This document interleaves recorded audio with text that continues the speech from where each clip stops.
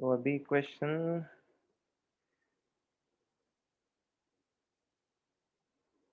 कहाँ चला गया? इलस्ट्रेशन 5 करना है, ऐसे ध्यान से समझना।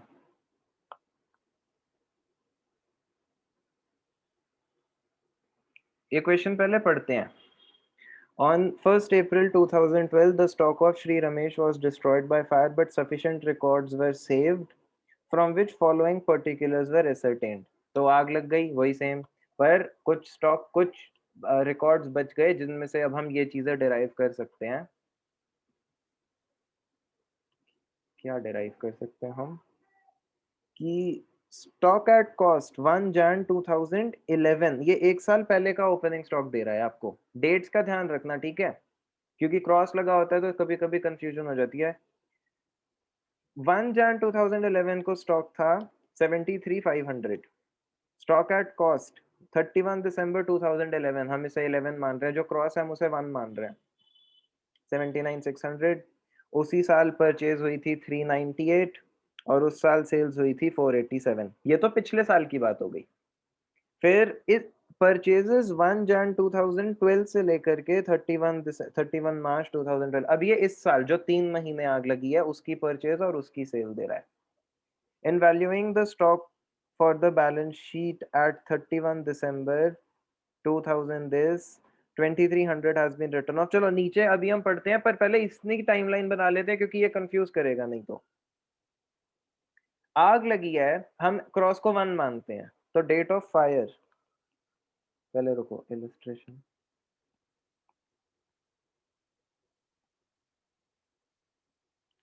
ये कलर ले लो।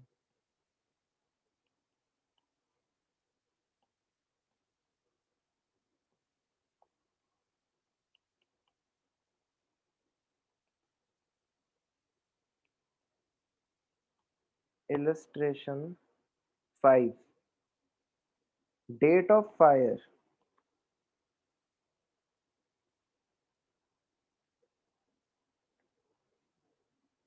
डेट ऑफ फायर है 1 अप्रैल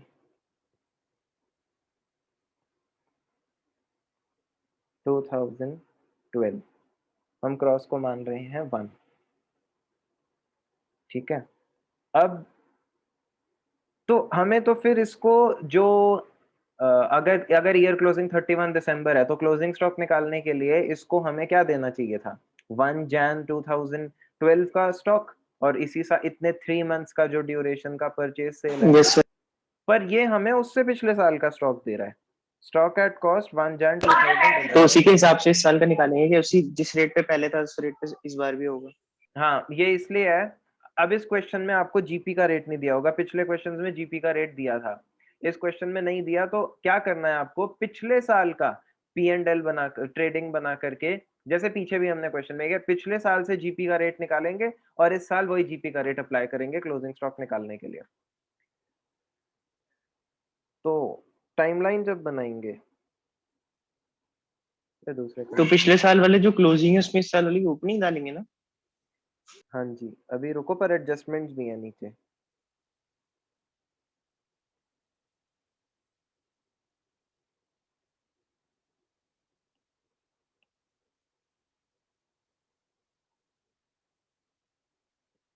अभी ये 1 जन 2011 है, ये 31 दिसंबर 2011 है, ये वाला ईयर क्लोजिंग होगा 2012। हुआ ये, यहाँ तक की तो बात ही नहीं पहुंची, हमारे आग लग गई है 1 अप्रैल को, इधर 1 अप्रैल 2012 को ही यहाँ पे आ गई थी fire.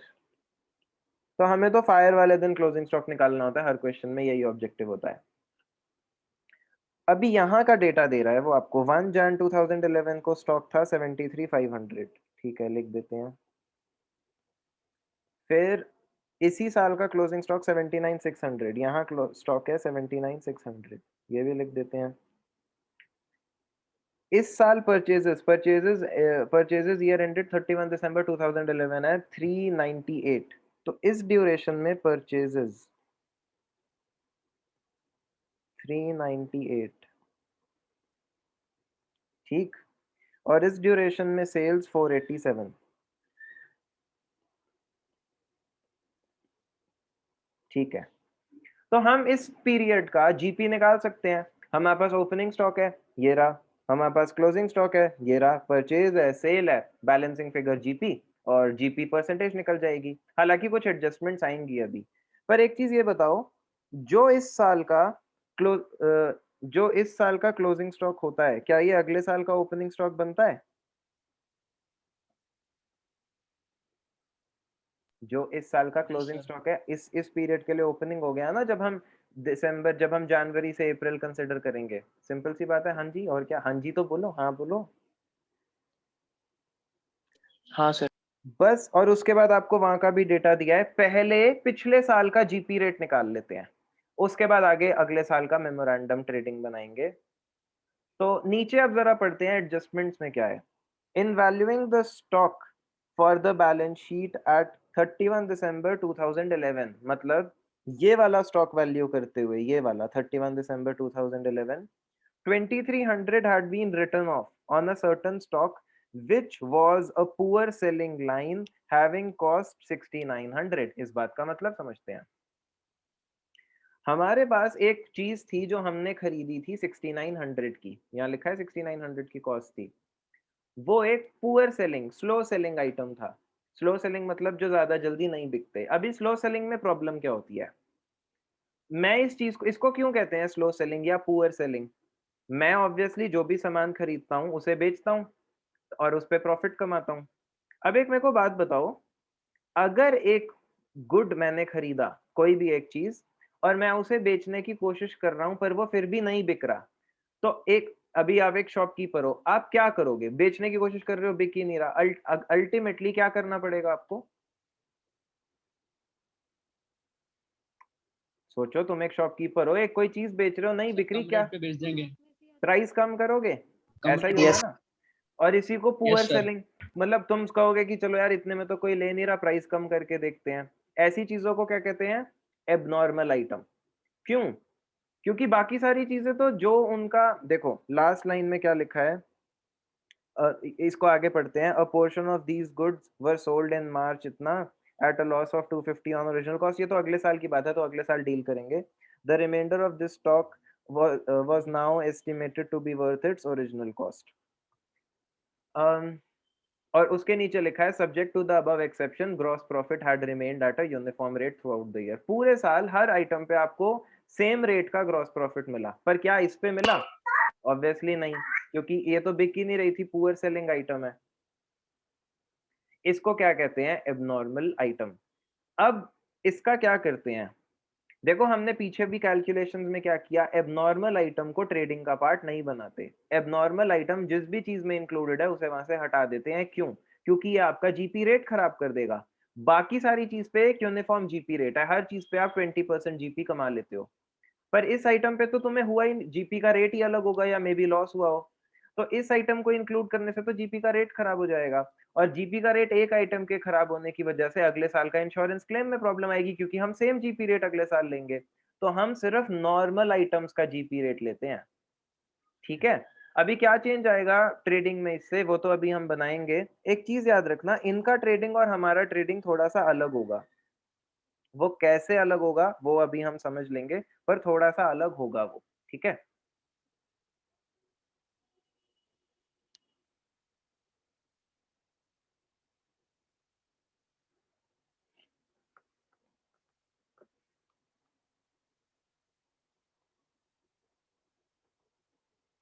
Trading account for the year ended, ये तो एंड हो चुका ना।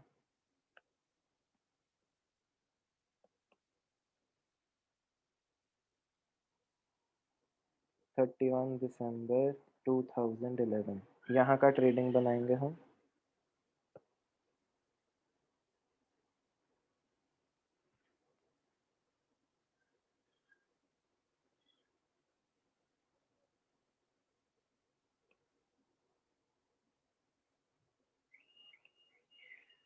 तो इसको ब्लैक से लिखते हैं अभी।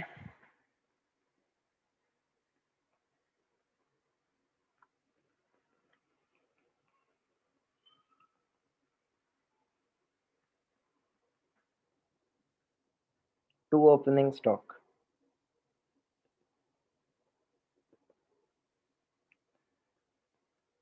हमारा ओपनिंग स्टॉक 73,500, ठीक है।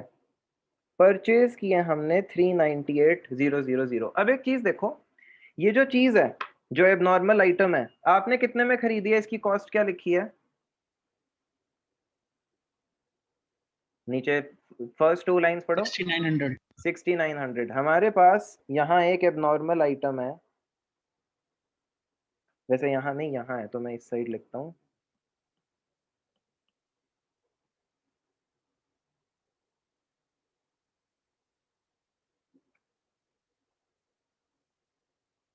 ये एबनॉर्मल आइटम आपकी परचेज में इंक्लूडेड होगी? यस सर, लेस कर देंगे। होगी ना, क्योंकि ये तुमने खरीदी होगी इस साल, तो परचेज में ये 6900 इंक्लूडेड होगी। ये ट्रेडिंग में जिस भी आइटम में जहां पर भी है, ये अगर परचेज में है परचेज से हटाओ, ओपनिंग में ओपनिंग से हटाओ, क्लोजिंग में है क्लोजिंग से हटाओ, जहां पर भी है वहां से इसे हटाएंगे हम, वरना आंसर ठीक नहीं आएगा। तो हम यहाँ लिखेंगे टू परचेजेस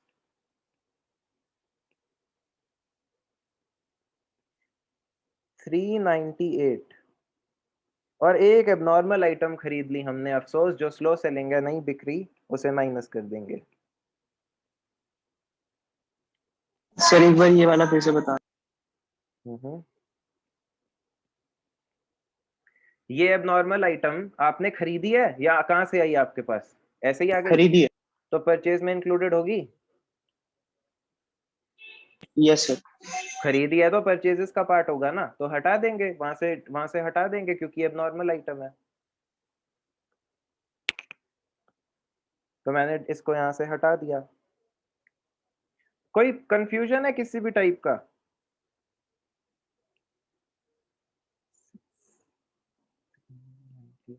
391,100 आया परचेज।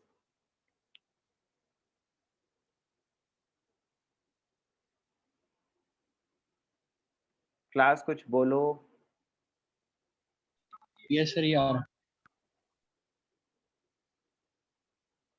ठीक है, क्या आपने इस साल बेचा है इसको? बेचा है तो सेल्स में भी इंक्लूडेड होगा ना। क्वेश्चन पढ़ो, क्या इस साल बेचा आपने इसको? सर नेक्स्ट ईयर बेचा है।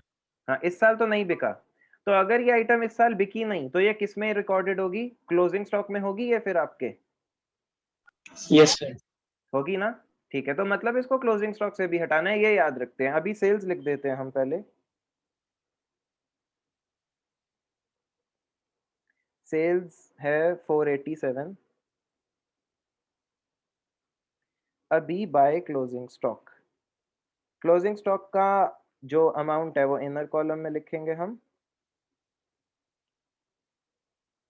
79,600, और इसमें से माइनस करेंगे एबनॉर्मल आइटम। पर 6900 नहीं आएगा इधर। सर एबनॉर्मल आइटम तो 6900 किया, अभी देखो क्यों नहीं आएगा।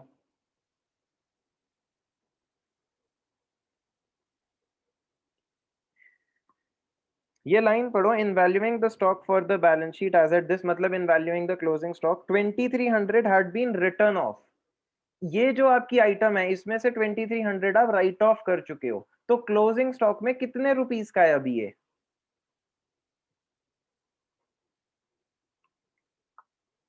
4600। 4600। क्या ये बात सबको समझ में आई? यस।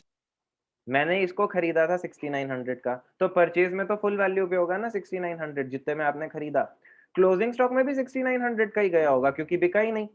पर क्वेश्चन कहता है 2300 आप इसकी वैल्यू को कम कर चुके हो, राइट ऑफ कर चुके हो, तो अब क्लोजिंग स्टॉक में कितने का इंक्लूडेड होगा? 6900 माइनस 2300। अब ये 4600 का क्लोजिंग स्टॉक में होगा। अब जितने का है उतना ही तो माइनस कर सकते हैं, तो क्लोजिंग स्टॉक से क्या माइनस होगा?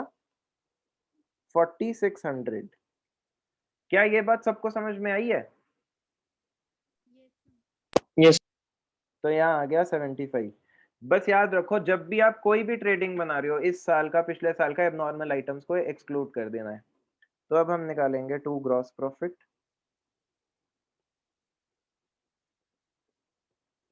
कैलकुलेट करके बताओ कितना आ रहा है?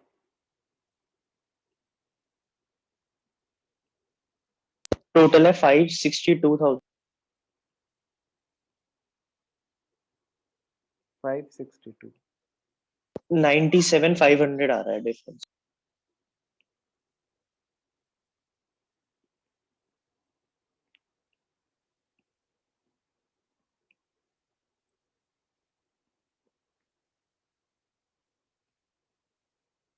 क्या आ रहा है जीपी?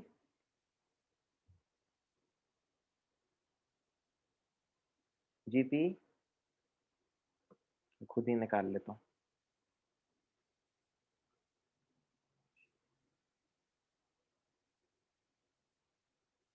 $97,400। क्या हो, जैसे तुम लोग अटक जाते हो क्या? इसको ना रेड में लिख देता हूँ ताकि ये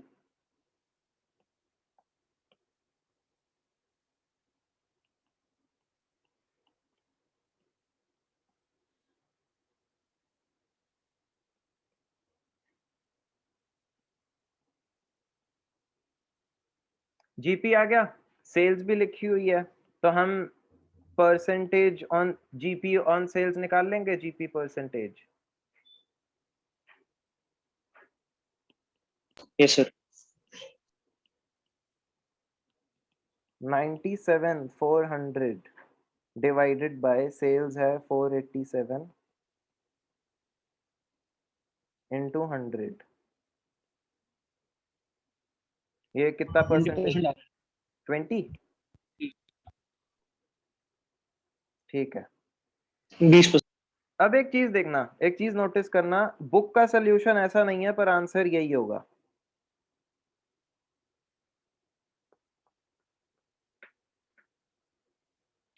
ये बुक का सोल्यूशन है। 97,400 जीपी आया, जीपी रेशियो 20%, सब ठीक है, पर ये देखो इन्होंने परचेज से कुछ लेस नहीं किया। हमने परचेज से लेस करके 391,100 लिखा, इन्होंने 398 लिखा।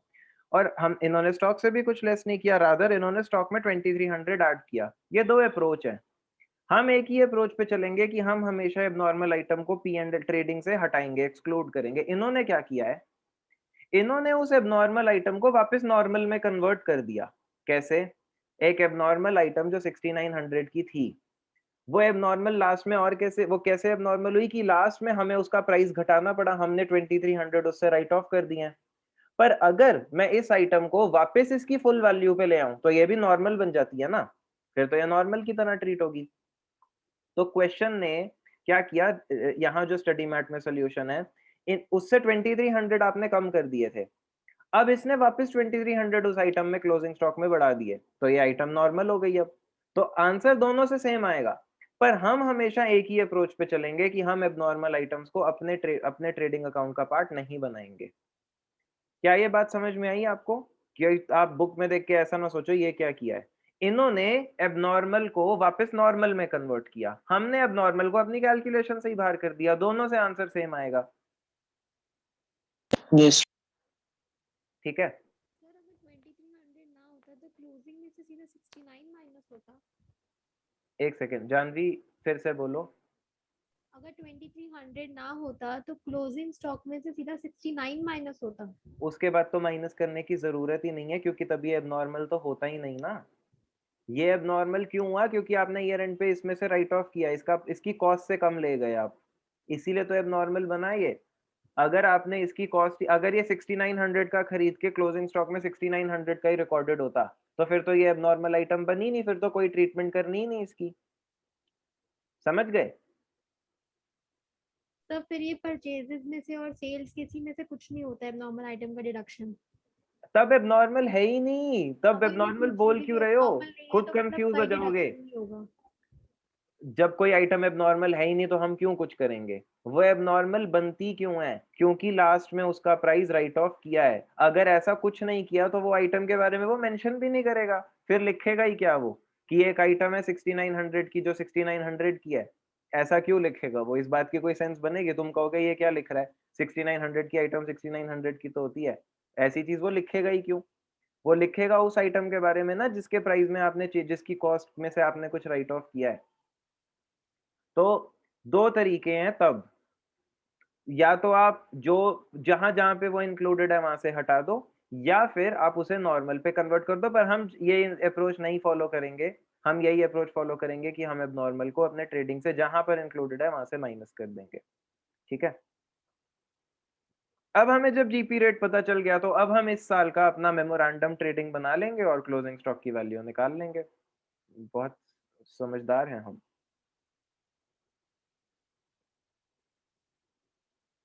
एक सेकंड प्लीज वेट करो, पेंसिल की बैटरी थोड़ी सी कम हो गई है तो वो चार्ज हो जाए, तब तक हम यहाँ से देखते हैं figure.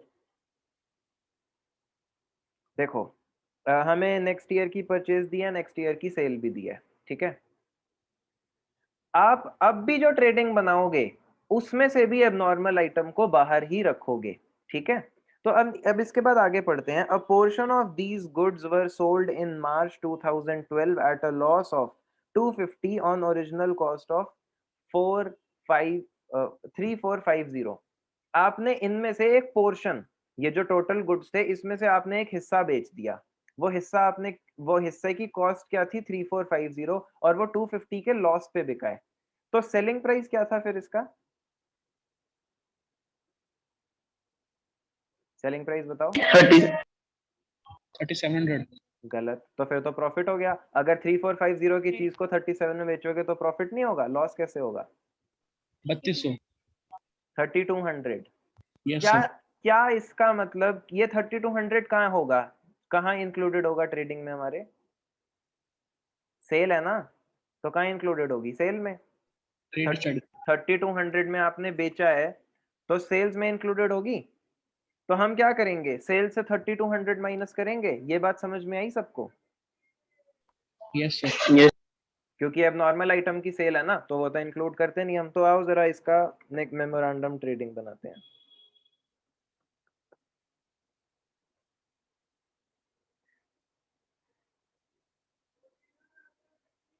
Memorandum trading account from 1 January 2011, 11 है 12 है, 12 हो गया,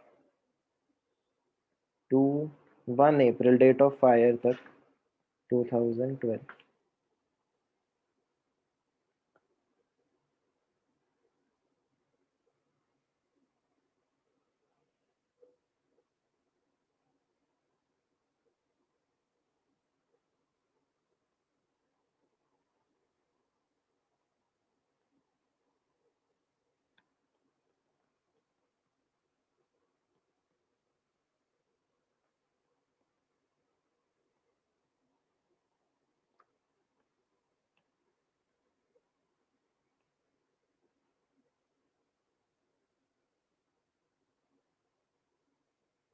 से लिखें और ब्लू से लिखते हैं।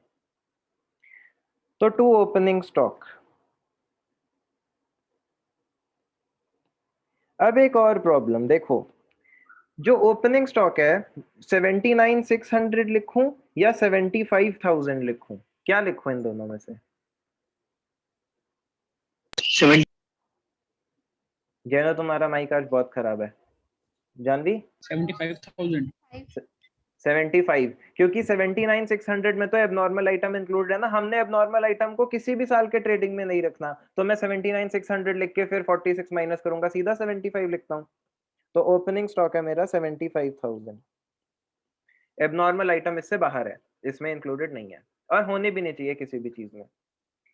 इस साल की परचेज में भी एबनॉर्मल आइटम इंक्लूडेड हो सकती है अगर हमने इस साल कोई एबनॉर्मल आइटम खरीदी हो, पर क्वेश्चन में ऐसा कुछ नहीं लिखा। ये जो पिछले साल की एबनॉर्मल आइटम है यही प्रॉब्लम्स कॉज कर रही है, पर इस साल हमने कोई एबनॉर्मल आइटम नहीं खरीदी तो परचेज तो ठीक है हमारी। लिख देते हैं टू परचेज अकाउंट। इस साल इतने टाइम पीरियड की परचेज क्या है? 162। ठीक है, अब आगे चलते हैं। अभी सेल है तो अभी मैं यहाँ पहले लिख देता हूँ बाय सेल्स 231,200। इनर कॉलम में क्यों लिखा? क्योंकि अब ये देखो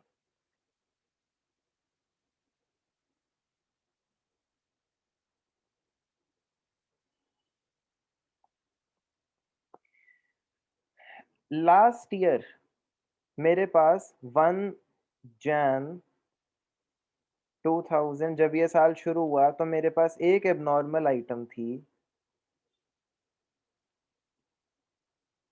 जिसकी कॉस्ट तो 6900 थी, पर मैं उसे रिकॉर्ड कर चुका था, मतलब उसमें से 2300 कम करके मैंने 4600 का अभी उसे रिकॉर्ड किया था। हालांकि इसकी कॉस्ट, इसको खरीदा था मैंने 6900 पर। ठीक है, तो ये 4600 का रिकॉर्डेड था मेरे पास आज के टाइम पे। तो मैंने क्या किया है, अभी ये एक चीज थी, दो चीज थी, मेरे को तो ये भी नहीं पता, क्वेश्चन ने कुछ ऐसा बताया नहीं मेरे को। तो मैंने, मतलब अभी अभी पढ़ते हैं आगे, तो वहां पे फिर दिखा है कि अ पोर्शन ऑफ दीज गुड्स, मतलब ये काफी गुड्स थे, एक चीज नहीं थी, तो हमने इसका थोड़ा सा पोर्शन बेचा eight a loss of 250 on original cost of 3450। आपके लिए जो कॉस्ट, तो इसमें से आपने कुछ कुछ पोर्शन जिसकी कॉस्ट है 3450 वो आपने बेच दिए। ठीक है, और आपने कितने लॉस पे बेचे हैं, लॉस ऑफ 250।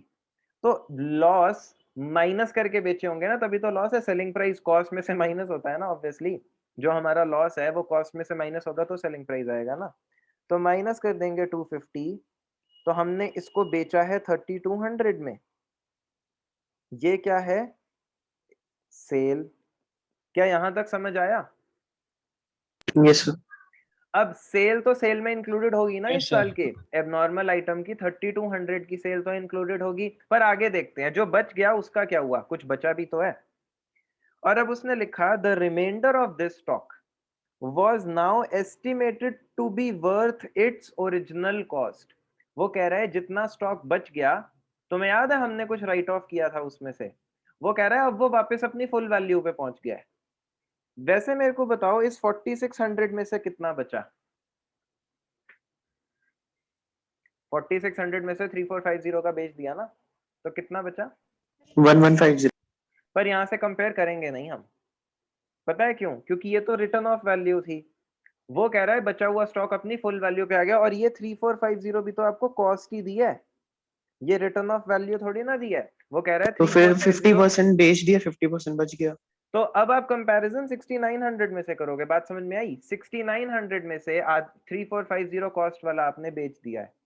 रिमाइंडर, रिमाइंडर वो बता इसलिए रहा क्योंकि वो कह रहा है खुद से निकालो, और वो कह रहा है रिमाइंडर वापस कॉस्ट पे आ चुका है, तो कंपेयर ही फिर कॉस्ट से करो ना, जब वो वापस कॉस्ट पे आ ही चुका है।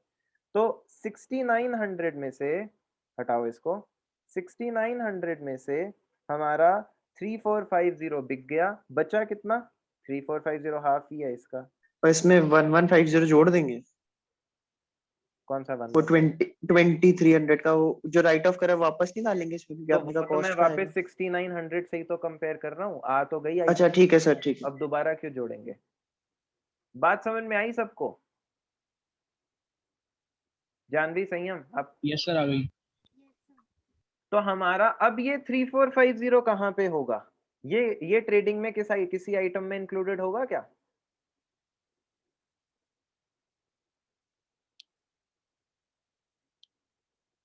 जो स्टॉक बच गया वो कहाँ दिखता Closing है? stock में आएगा ना. क्लोजिंग में। कैसे सोच रहे हैं कि पता नहीं क्या पूछ लिया है हमसे, ओ नो। चलो ठीक है, पहले सेल्स को एडजस्ट करते हैं। बाय सेल्स, इसमें से माइनस कर देते हैं एबनॉर्मल आइटम की सेल्स।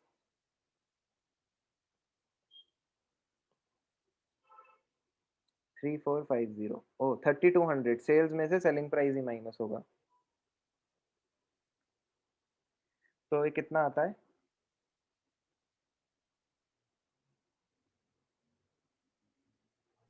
228. 228। ठीक है, 228। अब क्या चीज है, जीपी निकाल सकते हैं, आपके पास जीपी रेशियो है ना, टू ग्रॉस प्रॉफिट।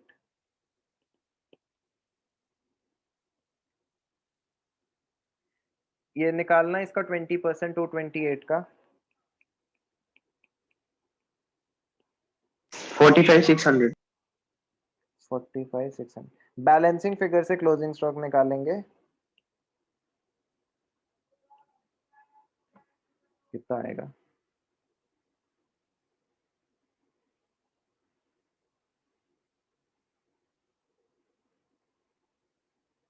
टू 82,600 282,600 तो क्लोजिंग स्टॉक कितना हो गया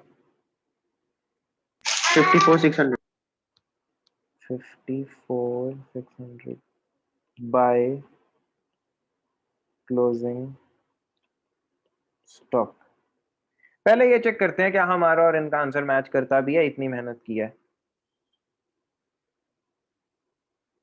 ये देखो 54,600, ठीक है।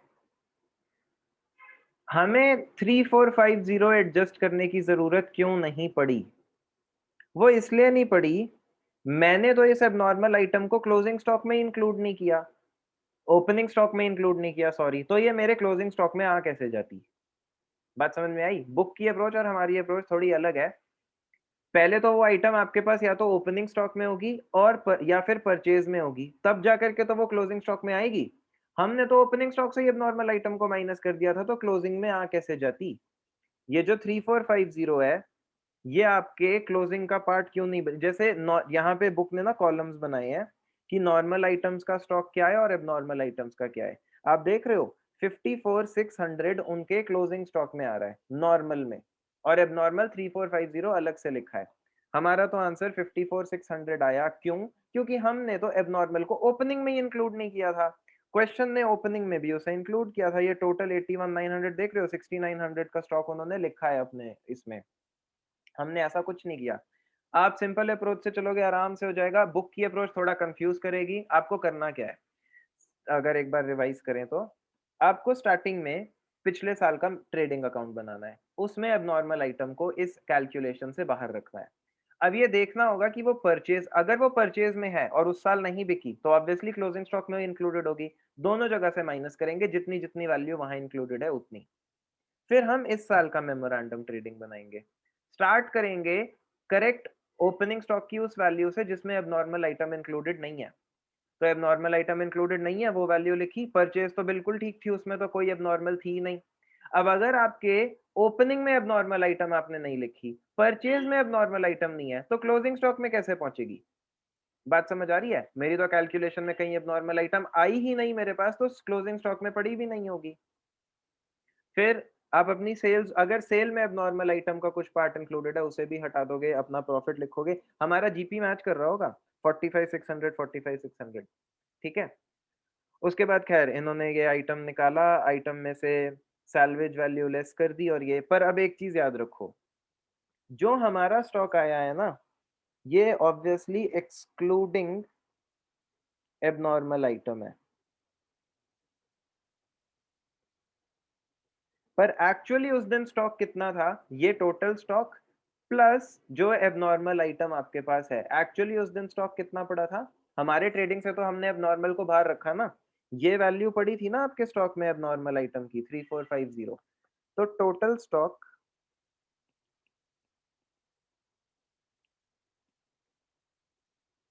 54,600 प्लस 3450। मैं ये क्यों ऐड कर रहा हूँ?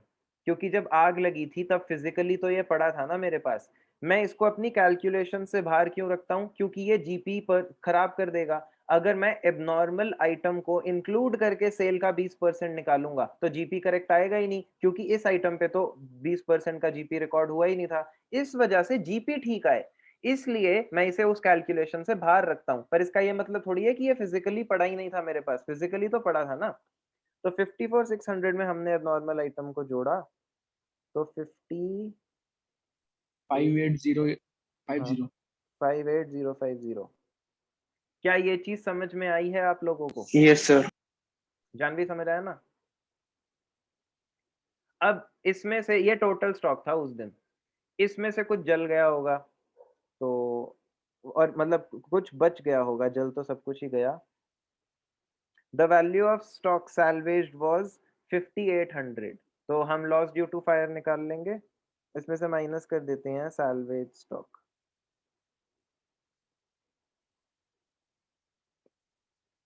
5800।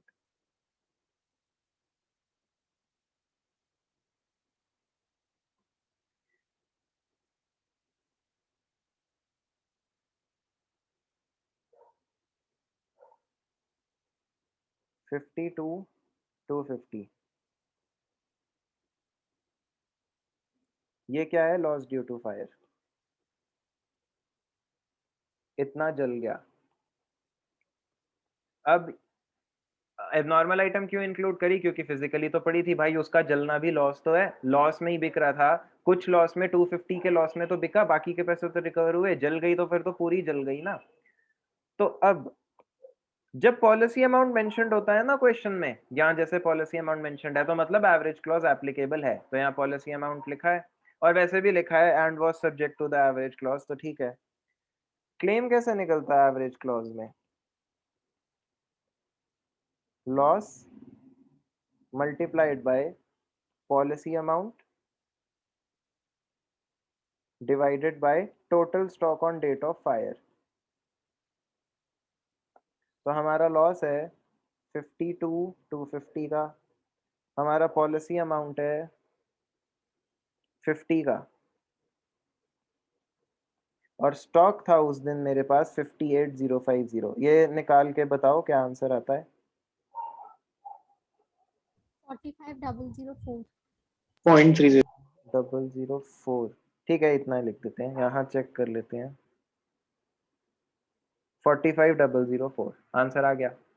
आपने बुक का सोल्यूशन देख के कंफ्यूज मत होना, कोई जरूरत नहीं है। आपको ये याद रखना है, हम अपनी सारी कैलकुलेशन से एबनॉर्मल स्टॉक बाहर रखते हैं, एबनॉर्मल आइटम। जब आप पूरा क्वेश्चन एबनॉर्मल आइटम को बाहर रख के कर रहे हो तो जो क्लोजिंग स्टॉक फाइनली निकलेगा वो भी तो एबनॉर्मल आइटम नहीं होगी ना, उसमें एक्सक्लूडिंग ही होगी। तो आपको अलग से निकालना पड़ेगा कि कितनी एबनॉर्मल आइटम बच गई है, फिर उसे इसमें ऐड करना पड़ेगा, क्योंकि फिजिकली तो गोडाउन में पड़ी थी। ये एक दो चीजें हैं जिनका ध्यान रखना, आराम से क्वेश्चन सॉल्व होगा बिना किसी प्रॉब्लम। कोई डाउट है? एक बार देखो आप इस क्वेश्चन को, डाउट है तो पूछो। सर जो प्रीवियस ईयर का आपने ट्रेडिंग अकाउंट बनवाया है उसमें सेल्स थी 4,87,000, वो तो उसमें कोई उसमें कोई दे नहीं रखी थी ऊपर की उसके एबनॉर्मल आइटम को, ये तो अगर उसकी होती तो उसकी माइनस होती ना उसमें। हाँ, अगर होती तो माइनस होते, माइनस करते हम, पर सेल में से सेल प्राइस माइनस करते हैं, कॉस्ट माइनस नहीं करते। मतलब जिस चीज में जितनी वैल्यू इंक्लूडेड है उतनी ही माइनस होगी। ऐसा नहीं कि आप सेल में से कहीं उसका कॉस्ट प्राइस माइनस कर दो, सेल में से सेलिंग प्राइस। सर एक बार वो 9,000 टाइमलाइन सोल्ड हुई थी वो माइनस करवाई थी, तो वैसे इसमें भी सेल प्राइस ही माइनस होगा ना। हाँ हाँ,